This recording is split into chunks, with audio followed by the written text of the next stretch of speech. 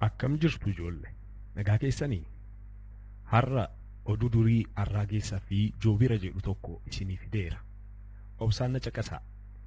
Arraageessaa fi Joobira. Gaaf tokko Joobirri tokko samiirraa gadi furguggamee hoolaa korpheecha tokko laqa godhee qabatee gara mana isaatti baatee ennaa fudhatu. Arraageessi tokko isa argee kana anis gochuun danda'a jedhee ofii isaatiin akka uumama jabaa fi guddaa tokkotti of yaadee ka'ee akka Joobira sanaatti hoolaa korpheessa tokko ennaa qabatee ol kaasuuf yaalu hoolichi itti ulfaate.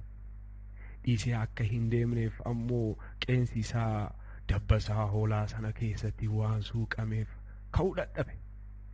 Yoona abbaan hoolaa isa argee deemee qabachuun baalli isaa irraa cicciree gara mana isaatti fudhatee ijoollee isaatiif akka itti taphatan kenneef. Yoona ijoolleen baay'ee gammaddee abbaa isaaniitiin abbaa koo kuni maalinni maqaan isaa maal jedhamaa jedhanii isa gaafatan. Abbaan isaaniis kuni Arraageessa, garuu otoo isa gaafattanii ani Joobira isiniin jedha jedheen jedhama. Ijoollee beekumsa fi humna ol hojjechuun badii akka namatti fidu bartanii miti? Eeyyee, boru ammoo oduu durii bareedaa kan biraatiin haga walitti dhufnutti nagaatti naaf turaa.